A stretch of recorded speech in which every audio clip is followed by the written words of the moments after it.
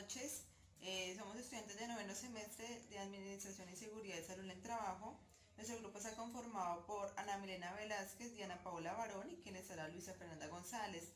Le vamos a hablar acerca de la autocensura y la libertad de expresión. La autocensura. La autocensura es cuando la persona no manifiesta la opinión por miedo de las consecuencias. Están tan desesperados por la necesidad de aceptar a otras personas que pierden su propia identidad en el proceso. Imitan las formas en que otros actúan, se visten, hablan, piensan y funcionan. Se convierten en los clones de los modelos que tan desesperadamente necesitan ganar aceptación, dándoles el poder a los demás del que se dan a sí mismos, sobre cómo se sienten acerca de sí mismos, lo que piensan o sienten acerca de esa persona. La autocensura, dentro del parámetro de la libertad de expresión, no debe separarse de la ética, ya que estudia los fundamentos de lo que se considera bueno, debido o moralmente correcto. Asimismo, podemos señalar que al transferirlo a la libertad de expresión, se está conociendo la gestión o uso adecuado de esa libertad. Algunos factores en los que uno se autocensure porque le parece que se está desviando, porque le parece que se puede decir de otra manera. Como ya sabemos, son muchos los derechos que adquirimos desde que nacemos. Sin embargo, la mayoría de estos no se cumplen y la sociedad está siendo víctima de la violación de algunos derechos. Uno de ellos es el derecho a la libre expresión, el cual es uno muy fundamental, ya que es esencial para mejorar el respeto entre los seres humanos. Sin poder opinar libremente ni que se haga justicia, estamos condenados a seguir callando y estar condenados asimismo a un mundo de rechazo o burlas. Cuando se quiere cambiar el mundo al expresar lo que se siente ante tanta impotencia y arbitrariedades que se cometen a diario. ¿Por qué cuando un gobernante o político roba no pasa nada? ¿Por qué nos enseñamos a quedarnos callados ante tantas arbitrariedades que cometemos con nosotros mismos y que cometen con nosotros, sin importar el atropellamiento de la igualdad y el derecho? La crónica de libertad de expresión que decidimos escoger es: la primera víctima de la pandemia es la verdad. En 2 seminarios virtuales sobre la libertad de prensa en Colombia y Ecuador, realizados por la Embajada de Suecia en Colombia, periodistas y expertos en libertad de prensa dan testimonio del estado de la transparencia de cada país.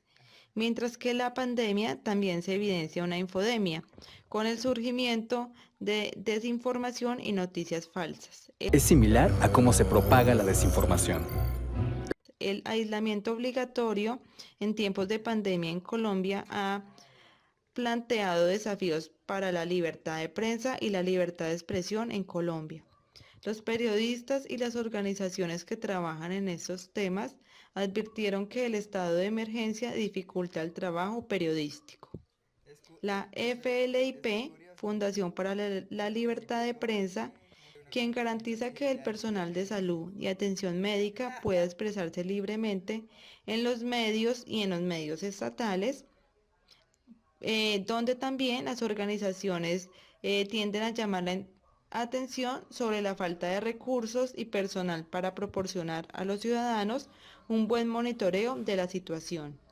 No obstante, las plataformas que verifican los hechos afirman que el número de visitantes se ha duplicado desde el comienzo de la pandemia, lo que evidencia una mirada más crítica por parte de la opinión pública.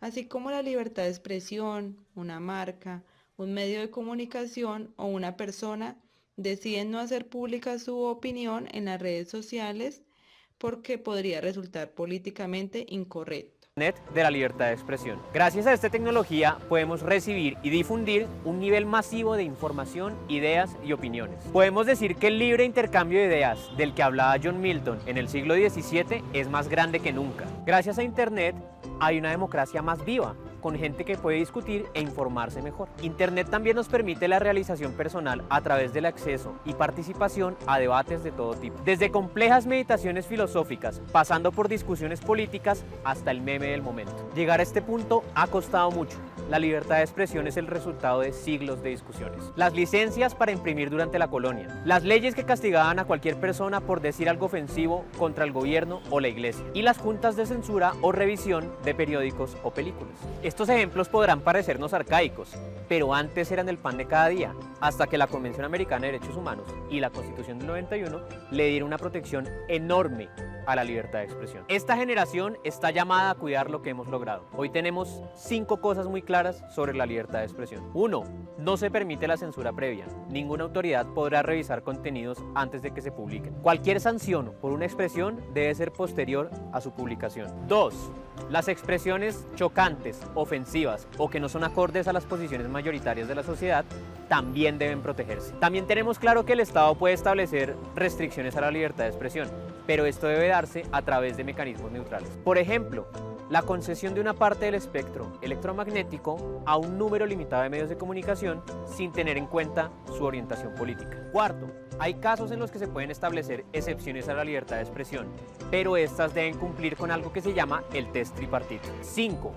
Hay expresiones y discursos especialmente protegidos, como los que se refieren a asuntos de interés público, a funcionarios públicos o asuntos inherentes para la dignidad de las personas, como la diversidad étnica, sexual o cultural. Es claro que Internet trae desafíos legales. ¿Qué hacer con insultos, acusaciones o divulgación de información privada que, si no fuera por Internet, no tendría ningún impacto? ¿Cómo medir ese impacto? ¿Se deben tomar medidas? ¿Cuáles? Los relatores de libertad de expresión de varias partes del mundo, incluyendo la CIDH y la ONU, junto con algunas cortes extranjeras e internacionales, concuerdan en 2 principios básicos. 1. La libertad de expresión es la misma en el mundo offline y online. Esto es algo con lo que la Corte Constitucional ha estado de acuerdo. 2. Las restricciones que se establezcan a este derecho deben tener en cuenta las particularidades de cada tecnología.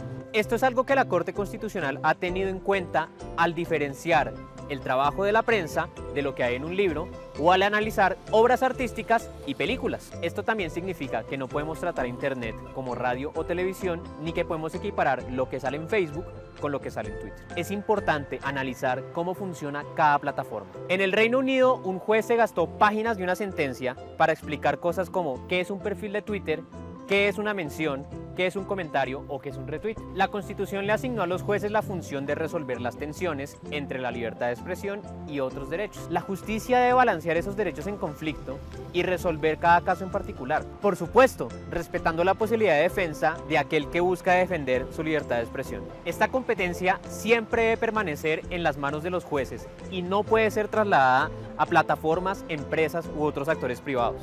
Los principios de los que hablamos son importantes para evitar que perdamos esa libertad de expresión que nos ha costado tanto. Los jueces no deben acercarse con miedo o prevención a Internet. Tienen el deber de preservar ese potencial que tiene esta tecnología para fortalecer la democracia y la libertad de expresión en todos sus niveles y dimensiones.